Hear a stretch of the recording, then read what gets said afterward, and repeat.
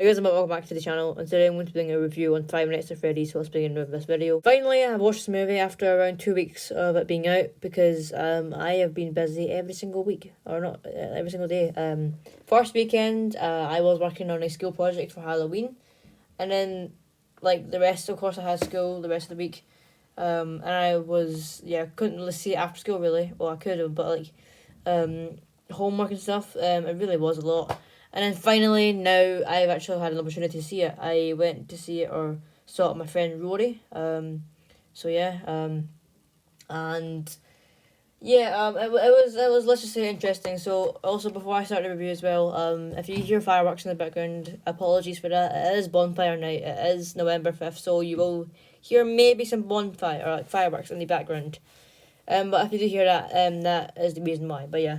So, let's just actually get into the actual review now. I'm going to be touching the 5 categories thing for some reviews now, because I don't think it'll work for every single review.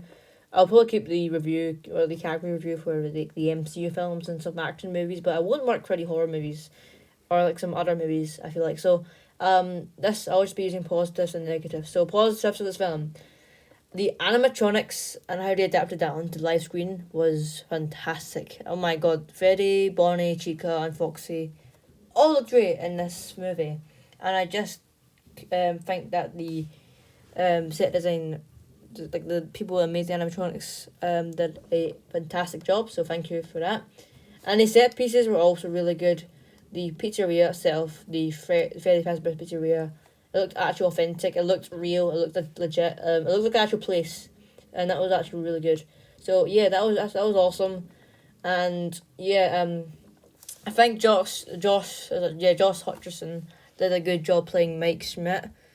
Same with Piper Rubio, I think Rubio, as Abby, his little sister. Both great, but definitely someone that's really interesting, Matthew Lillard, who played Willie Mafton, or Steve Raglan, as the fake name is in the movie, as Springtrap. He was really, really good, even though he wasn't given that much of a screen time, honestly. He was given like 3 minutes at the start and then like 5 at the end. So it wasn't that much, but yeah, he really did a good job as Springtrap. Alongside him was also Elizabeth Leo, I think, and she played Vanessa, the police officer. Obviously, secretly Vanessa, not William's daughter in the movies. Any sequence of the animatronics in them were actually really, really good.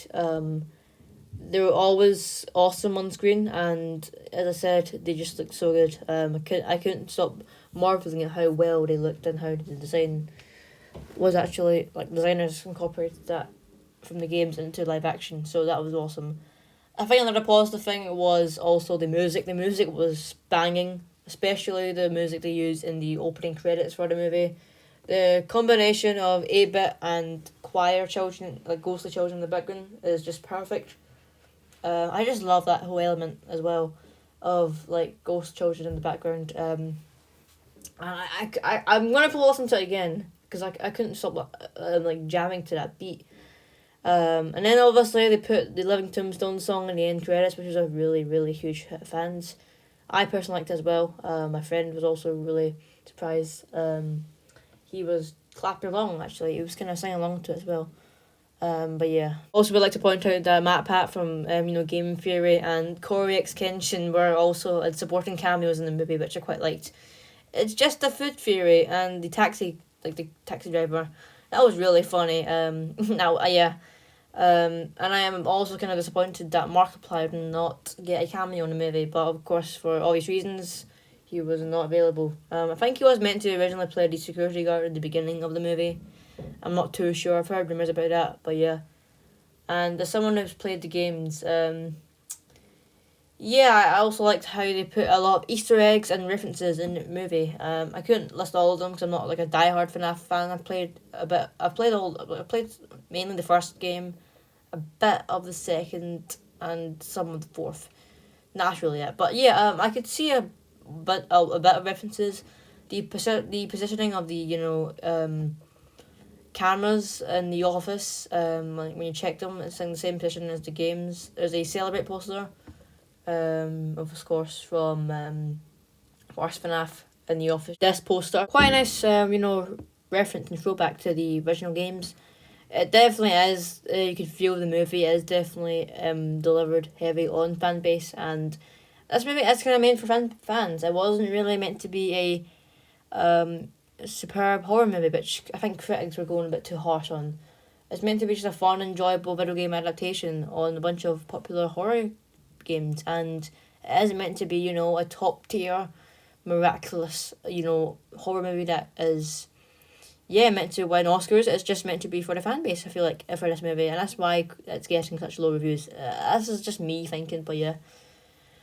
But yeah, that's really all the positives I have to say for this film. It was quite a few. It's quite nice indeed. And the movie definitely had a lot of nice vibes throughout. So yeah, that was pretty good. As for the negatives of the film, I have quite a few actually. So the first one being there wasn't enough screen time for the animatronics. I feel like, I'm sorry, but I feel like there should have been a little bit more screen time of the animatronics.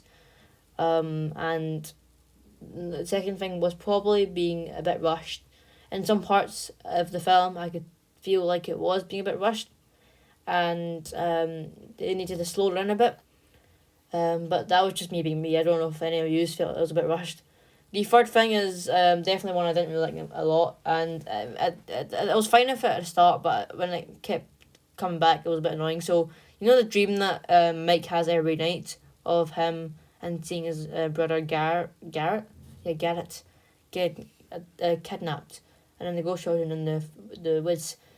I was fine with it the first time because it was kind of interesting, but there were so many scenes of that same dream. It was taking up a lot of screen time, and I feel like they could have used that screen time to do something else with it, because that was a waste of time. I feel like there was like 6 or 7 scenes of that same scene. That was my only thing. I was just really frustrating. Actually, I was actually getting kind of annoyed about that. As I said.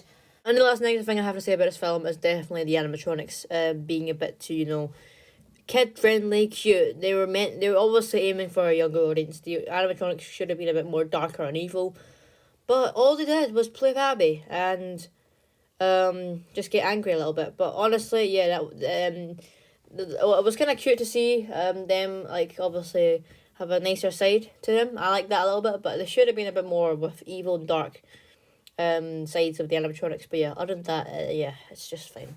That's really all I have to say about this movie. So yeah, Five Nights at Freddy's is a fun video game adaptation of the very popular, beloved horror game franchise, and definitely my most anticipated movie for this fall, if I must say. I'm being honest, this was really a movie I was really looking forward to, and I could not wait to see it. And I came out being a bit disappointed, but still has some fun moments. The music, the animatronics are great, but there was also some issues with the film. And I've heard of making a number 2 already, or like start to get work done on number 2, which I can't wait to see where it goes, because I did enjoy this movie, as I said, but it has some issues. But yeah, mostly it's bad by all means, but it's not great. I would say it's just good for this movie, but yeah. So yeah, in the end, Five Nights at Freddy's probably gets a 6 out of 10. Let's just give it a 6 out of 10 for me, and yeah. And if it's out of 5 stars, it's probably a 3.5. I gave that in my Letterboxd review. I will give you a link to my Letterboxd account in the description below. But yeah. So yeah, if you enjoyed the video, guys, please give this video a like, subscribe to Fun Studios, comment down below if you've seen this movie. We probably have by now, because I saw it really late and you saw it way before me when it first came out. If you did enjoy it, please let me know what you thought about it, or like if you did enjoy it, please let me know what like you think. And I'm not making sense anyway. Sorry. What I mean is that if you've seen the movie, please let me know if you enjoyed it or not. And if you did, yeah, do let me know. And until next video, bye bye.